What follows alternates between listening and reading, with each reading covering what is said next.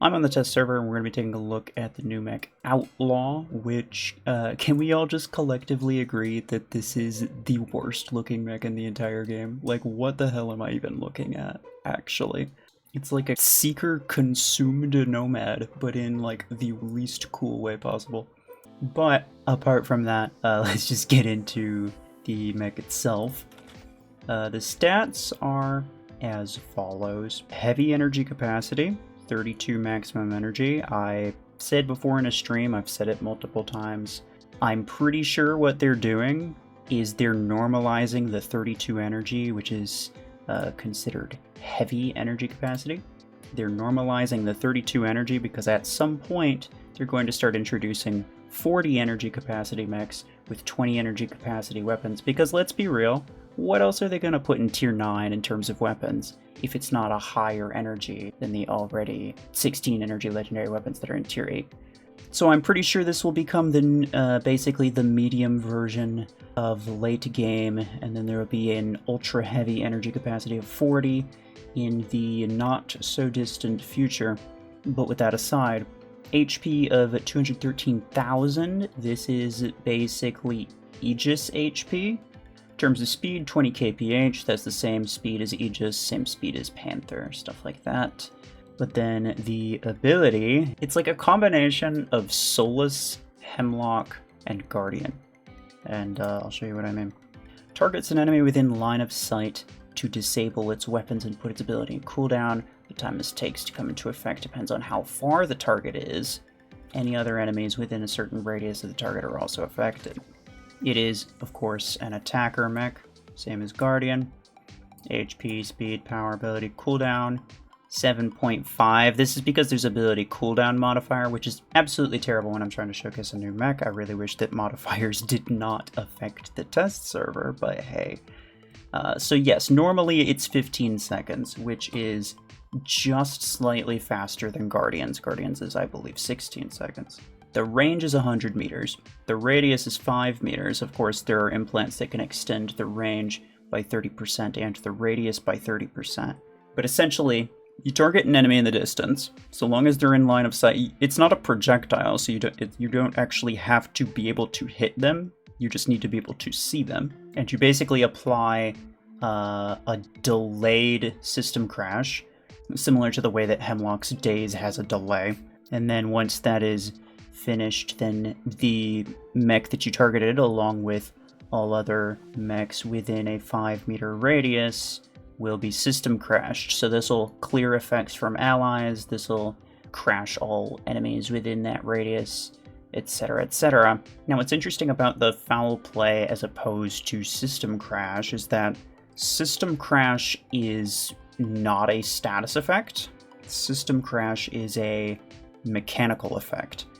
As soon as it's applied, there's no getting rid of it. You know, all your ability is forced to reload, your weapons are forced to reload, and there's nothing you can do to stop that.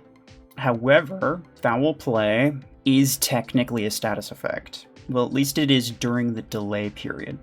So when you mark somebody with it, it is basically a status effect that applies a system crash.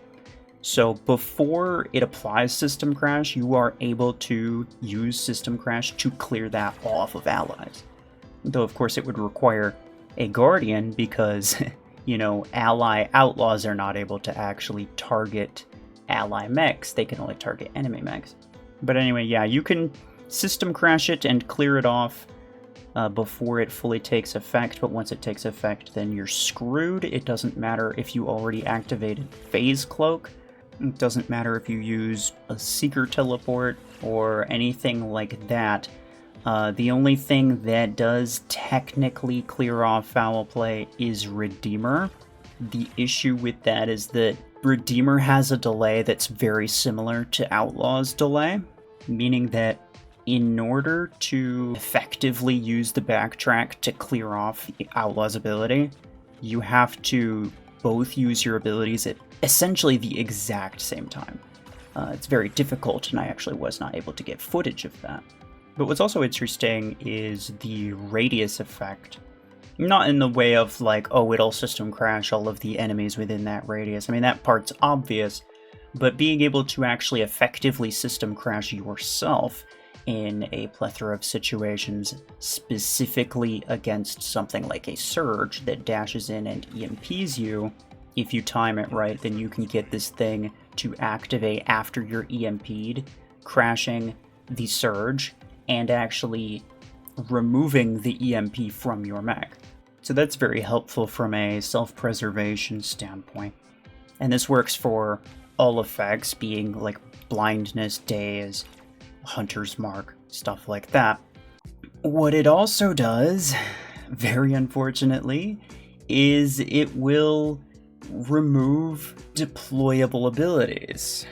And by that I mean Aegis, Panther, freaking Arachnos, Cheetah, Gatecrasher, any mech that basically spawns a separate entity for its ability is going to suffer greatly, because when you target them, you can target them through Aegis domes, through Panther walls. It doesn't matter that there's an impenetrable barrier there. So long as you can see them, you can still apply it. And the ability will not only system crash the mech, but the radius will also disable the shields in front of them as well, which basically makes Aegis entirely pointless. Panther's going to be significantly harder to use, and the only way to effectively avoid this from happening as a Panther or Aegis user is to step far enough away from your ability that the radius does not disable it. In which case your shield stays up, but your ability goes into cooldown, which technically means that you get your next ability out faster than you normally would, because you're not waiting for a duration time to end before going into cooldown. But that's assuming you can get far enough back from your ability without effectively dying. And this is why I say Panther's going to be the most practical of the bunch, because even Aegis, if the radius hits any part of that dome, then the entire dome goes down. Even if you use the dome radius implant and you stand right in the center, then the ability radius will hit the core that the mech places down, and that also deactivates the ability. So there's really no effective way of escaping it. With something like an Aegis, it would be very impractical. You'd be forced to use Aegis like a Panther, at which point you may as well be using a Panther. Something like Blockhorn wouldn't be able to make use of its damage boosting field, and it would just be, it's a tiny little barrier, so again, you may as well be using a Panther. And that's not even mentioning the fact that this is basically a long-range counter to minigun. And you might think to yourself, well, RuFFles, that sounds really OP. What exactly are the counters to such a foul creature? And to that I say to you, stealth as well as revoker. Yeah, you could imagine this is going just fantastically, can't you? Because we haven't had enough of revoker eclipse already. Never mind competitive matches with this thing. If they ever give Outlaw to bots, then the game's going to be unplayable unless you're using Seeker and or Eclipse with revokers, because you're just going to constantly be getting crashed from 130 meters away. So yeah, I mean, rightfully so, I was very much not enthused by the idea of a legendary guardian. I never was. I had always had this kind of gut feeling that probably it was not going to be something that I liked. And I can pretty confidently say that, yeah, it's probably going to stay that way. Got some gameplay footage for you in a second, but let's go through like a couple more details about the ability that I found. Foul play will not, by default, remove effects and abilities like Gatecrasher, Hemlock, Orion. With the exception of Redox, for whatever reason, if you time it just right, then I guess you can cancel its ability last second, I don't know. Using a Guardian to crash the Outlaw before the effect takes place on the Guardian does not actually cancel the effect on the Guardian. It takes place either way. Outlaw's ability has the same bug that Guardian does when it comes to system crashing Nomad. It gives the Nomad resistance even when it didn't have it to begin with. There's a weird visual bug with the Surge where it looks like it has stealth, but you can still target it. It just has like the stealth animation. And then finally, the radius does not actually go in all directions, it only goes horizontally. You can see the stasis barrier only goes down when the feet of the Panther are roughly in line with the top of the stasis barrier. Alright, so we have this pod gun build on here. I'm kind of guessing that Podgun's going to be a rather effective build for this. Podgun typically ends up being one of the better weapons for mechs that kind of keep their distance, like Solus, etc. Crash that idiot.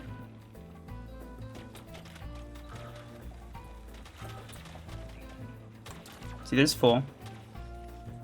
Of course, I mean, keep in mind this ability cooldown modifier. It's actually why I'm not using an ability cooldown implant.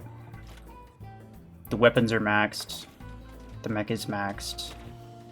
So I compensated just slightly by using somewhat low-level implants as well as just a level 3 perimeter multi-layer, and that's it in terms of mods. Just gonna get this guy again. You may as well. No reason not to. And then just hit this guy. I mean, yeah, it's a guardian from 100 meters. Like, there's not much to say, bruh, guys. There's not much to say about it. Apart from that, to be honest. It's really just, in my personal opinion, I mean, I've been saying what it is, what it isn't, all these facts, but, you know, when it comes down to my personal opinion, in my personal opinion, it just further builds on the aspect of the game which is very spammy, alright? Like all the hemlock, all the Solus, all the everything, the EMP especially. Everything that just prevents you from playing the game. There's way too much of that stuff here. There's way too much of that stuff in the game right now. And it's horrifically irritating. So to basically make a long-range guardian, terrible. There's basically no way it ends well.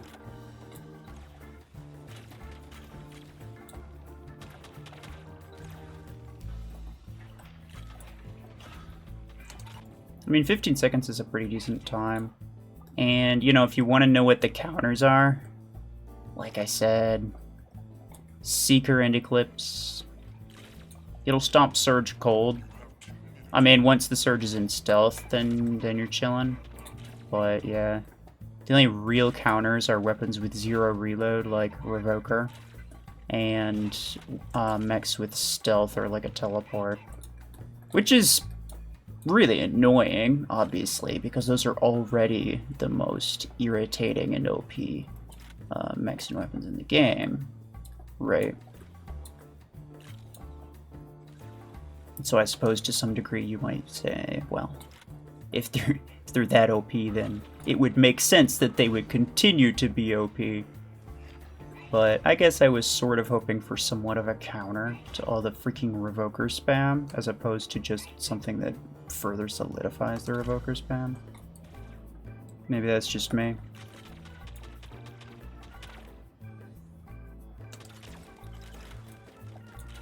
Hey fellas. I need to walk the target there. Yo, cut that out right now. There we go.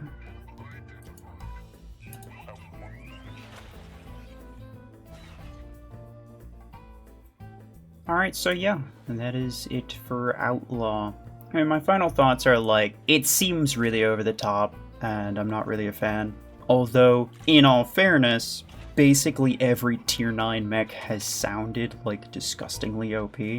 But, you know, to be perfectly fair, there's only 4 other tier 9 mechs, and 2 out of those 4 kind of were disgustingly OP. So, it's probably like a 50-50, but even if it's not, my honest reaction to it is kind of just that we don't need an ability in the game like this right now. I think there's already too much stuff that keeps you from moving, and not enough stuff that keeps you moving. You know how freaking useful Eclipse is with the Phase Cloak? Like, we need more stuff like that. Stuff that grants you immunity from effects. Stuff that gives you some type of protection with all of these different things out there that will just straight up keep you from playing the game, period. And, you know, all of those are incredibly lame for a game that claims to be, you know, very fast-paced. There's a horrific reliance on things like EMP. that I find just incredibly boring. But with all of that said, we will have to see if it is everything that I think it might be. At the very least, I'm predicting that mechs like Deathwalker and Aegis, along with weapons like Minigun, will probably never be seen in the competitive scene again, just because their value is being out in the open, as well as Minigun just has a really, really long reload time, and if you're constantly being crashed from 100 meters away, then you're kind of useless. But that's just my prediction. You guys can let me know what you think in the comments below. Otherwise, that will be it for me. Appreciate y'all. Take care.